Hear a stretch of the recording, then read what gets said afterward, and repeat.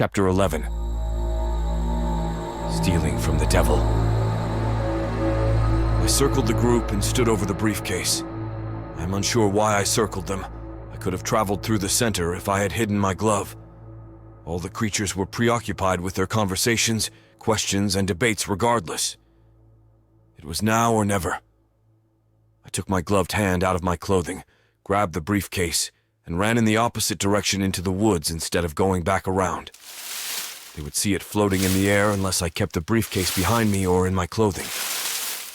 Unlike a ring and glove, hiding a briefcase is much harder when transporting it.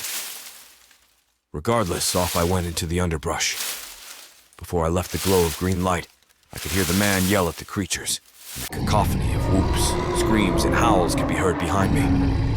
As unreal as I was, I left no footprint or evidence of my theft. However, the briefcase did. As I ran, surprisingly fast, it would break a branch or hit a limb. Then, to my dismay, I remembered, or rather forgot, something significant. The way to Ariel. The creature knocks were sounding all around me. I moved in the opposite direction of the sound each time. I figured Ariel could supernaturally find me, but it was only my assumption. She could see me when I was with her, but track me? I ran, but the knocks and howls followed.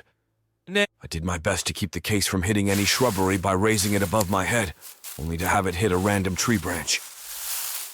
The knocks continued until I could hear only a series of sounds merging directly behind me as if the creatures had zeroed in on my direction. By then, the sun had risen, but I did not know what time of day it was. Sunrise was recent because the trees and bush reflected deep green and brown in the sunlight, and the shadows were still long. I heard running behind me, to my amazement. One of them was close. The pounding of the footfalls was loud and accelerating toward me. I ran quicker as if I could fly, but the weight of the case slowed me. I arrived at a paved road just as a car was heading in my direction. I lowered the case close to the ground, hoping the lady I could see in the car would think it was some animal crossing the road in the early morning light.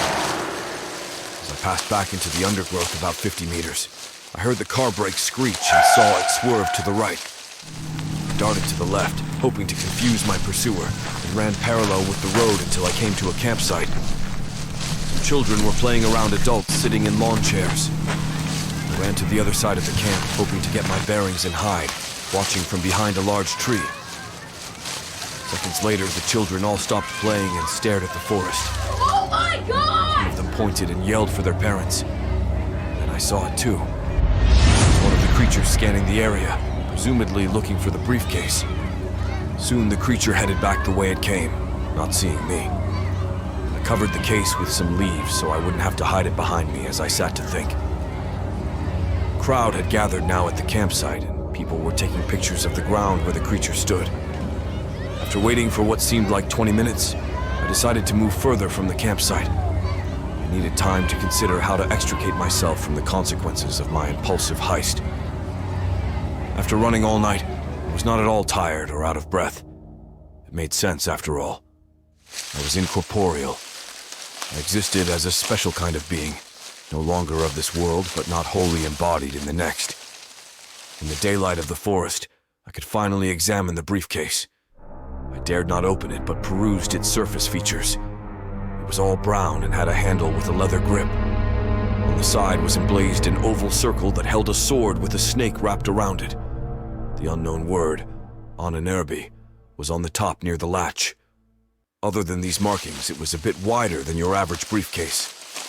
Also, there was something inside the case, as I could tell by its weight distribution and rattle. I had to get out of this forest, probably a national park, into a city where the creatures would be less likely to invade. I had a problem, however, with carrying the briefcase and needing to know my current location.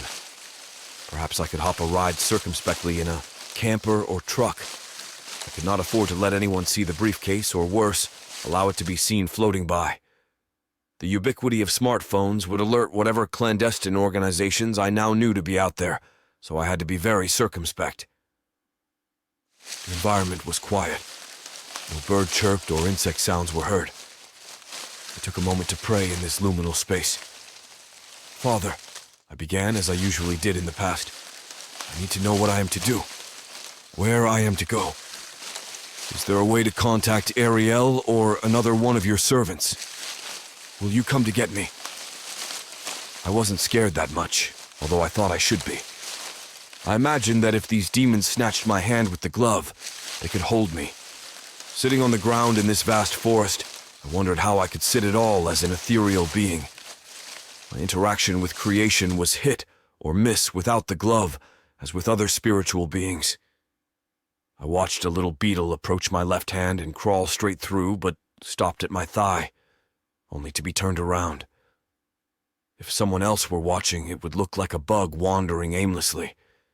It was like I was between two worlds, able to notice the wind or the temperature, but not fully feel it. My senses of sight and sound, however, were heightened. I could see colors that were new to me. The sounds were often intense. It was all so surreal because it was. The briefcase began to vibrate continuously like a cell phone. I heard a hum at my 2 o'clock, and looking up, I saw a cigar-shaped, chrome-looking object in the sky just above the tree line. Out of it came glowing green orbs shooting down into the forest. The thing reflected the ground below, making it hard to notice unless the sun's rays were reflected in the observer's direction. The green orbs scampered about like squirrels. I knew what the shadows were doing. They were looking for the briefcase, so I had to get away. I moved closer toward the road, hoping for some opportunity to hitch a ride, or at least get some idea of my location. I didn't know where I was, but I knew the tourists knew where they were. As I reached the road, I prayed the Lord's Prayer under my breath, along with a petition for guidance. The day was warm now, and the sun heated the pavement between the patches of shadows cast by the overhang of the timber. I heard no more knocking, only the slight vibration of the briefcase as whatever it held rattled a bit. I could still see another shiny object in the distance. I assumed it seemed to stay as low as possible to limit being seen. It even dropped into the forest canopy. I walked at a stiff pace until I stumbled upon an RV on the side of the road. Its clear owner was readjusting the bicycle rack at the rear. It was one of those large RVs with white swirly painted stripes on the side and the model's name, Intent, in large letters. I could tell it was a Winnebago as I got closer. It had a little Laguna RV decal on the back where the man adjusted the rack. Since no other vehicles were on the road, I thought this might be my chance. After the man retreated to the cab, I quickly ran and climbed the ladder to the roof, careful not to drop the case.